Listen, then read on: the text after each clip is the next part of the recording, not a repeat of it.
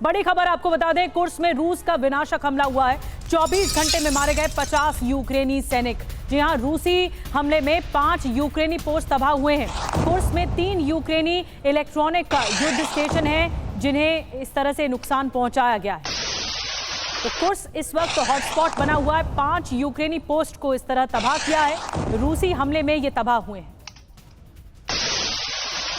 और अगली breaking news, समंदर में रूस का बड़ा हमला। रूसी हमले में यूक्रेनी बोट तबाह हुआ है। रूस ने रॉकेट अटैक से बोट को नष्ट कर दिया है।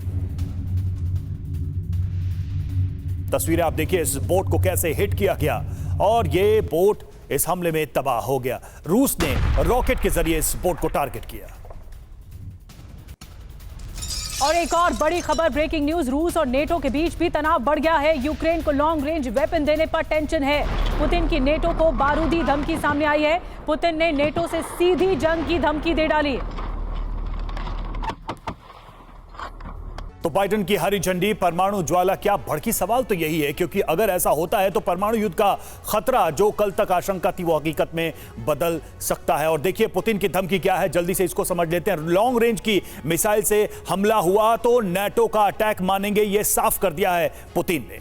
जी हां, लंबी दूरी के हथियारों से हमलों का उचित जवाब दिया जाएगा। यूक्रेन से लंबी दूरी के हथियारों से हमला हुआ तो नेटो से सीधी जंग होगी। सैटेलाइट इंटेलिजेंस के बिना लॉन्ग रेंज मिसाइल अटैक संभव नहीं है, यह भी पुतिन ने कहा है। जी हां, यूक्रेन के पास लॉन्ग रेंज मिसाइल इस्तेमाल की क्षमता नहीं है, ये भी कहा गया है। तो पुतिन की सीधी धमकी है। एक तरफ पुतिन की धमकी है, दूसरी तरफ दहशत यूरोप में है, लेकिन इसका क्या असर पड़ेगा, इस बात का विश्लेषण करने के लिए हमारे साथ तमाम खास मेहमानों का पैनल जुड़ चुका है। ब्रिगेडियर शरदेंदु सर, मैं आपके साथ शुरुआत कर रही हूँ इस चर्चा की। आपको क्या लगता है कि ये अभी यूरोप में कितनी बड़ी दहशत होगी? क्या पुतिन इस कदम को उठाएंगे कि ऑपरेशन बदला लेने के लिए वो परमाणु युद्ध तक चले जाएं, जिस तरह से वो धमका रहे हैं?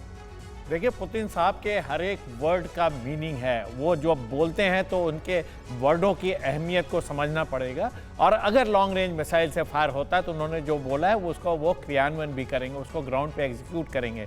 लेकिन मेरा मानना है कि आज की डेट में जो एक मीटिंग होने जा रही है जो बाइडेन और स्टारमर की, उसमें ये डिसाइड किया जाएगा कि ये लॉन्ग रेंज मिसाइल से फायर होगा नहीं होगा, डीप स्ट्राइक एयरक्राफ्ट से रशिया पे स्ट्राइक करें कि नहीं करें। अगर उनका डिसीजन एफर्मेटिव होता, पॉजिटिव होता है तो युद्ध एक नए लेवल पे जाता हुआ दिखेगा। उस समय देखिए रशिया के पास कोई ऑप्शन नहीं बचेगा अब, बल्कि उस नेशन को वो तबाह करेंगे, चाहे वो न्यूक्लियर वेपन द्वारा, चाहे वो कन्वेंशनल वेपन द्वारा। डिपेंड करता है कितने तरीके का, किस तरीके का डैमेज रशिया की धरती पे हुआ है। ड्रोन अटैक की जो काबिलियत होती है वो लिमिटेड होती है, लेकिन जब लॉन्ग रेंज मिसाइल की आप बात करेंगे तो उसके अंदर टीएनटी और जिस तरीके का डिस्ट्रैक्शन होगा वो बहुत बड़ा होता है। लिहाजा पुतिन साहब के वर्ड को हल्के में नाटो कंट्री ना ले। और देखिए तमाम तरीके के स्टेटमेंट भी आने शुरू हो गए हैं। फिनलैंड के हेड ऑफ स्टेट ने बोला कि वो अपनी धरती से किसी भी तरीके से लॉन्ग रेंज वेपन का इस्तेमाल नहीं होने देंगे। हंगरी भी इसको डिनाई कर चुका है। द ओनली थिंग इज कि पोलैंड की क्या मंशा है, वो भी इस चीजों को समझता है। लिहाजा एक एक करके जितने नेबरिंग कंट्रीज हैं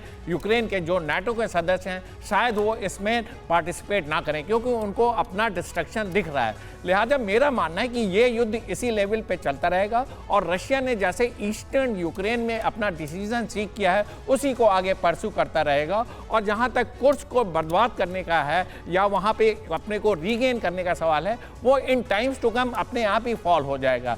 देखिए रशिया के ऑपरेशन सूमी में चल रहे हैं, खार्किव में चल रहा है। ये सारी चीजें ऑपरेशन अगर आगे प्रोग्रेस करता है और जिस तरीके से लॉजिस्टिक हब को कैप्चर करने की बात चल रही है और रशिया वहां से सिर्फ 20 किलोमीटर दूर है, तो वो अगर लॉजिस्टिक हब अगर गिर जाता है, कैप्चर हो जाता है, तो पूरा का पूरा डिफेंस जो है यूक्रेन का वो अनटेनेबल हो जाएगा। लिहाजा ये रशिया के लिए बिल्कुल वॉकओवर टाइप होगा और वो इस इलाके को पूरा कब्जा करेंगे। और नेक्स्ट होगा, देखिए मैन्यूवर में होता है कि आप स्ट्रेंथ को स्ट्रेंथ के अगेंस्ट ना लड़े। अगर आप ईस्टर्न में, आप फ्लैंक में आपको सक्सेस मिलता जा रहा है तो इसी को आप आगे प्रोग्रेस करके डॉनबास का इलाका जो एथनिकली आपके से काफी मिलता जुलता है, उस पे आप अपना वर्चस्व बनाएं। और रशिया देखिए वहां से वापस जाने वाला नहीं। तो इस तरीके बिल्कुल ये बात तो लगभग अब तक के वॉर में साबित होती नजर आ रही कि रूस ने जहां जहां पांव जमाए हैं वो वहां टिक कर बैठा हुआ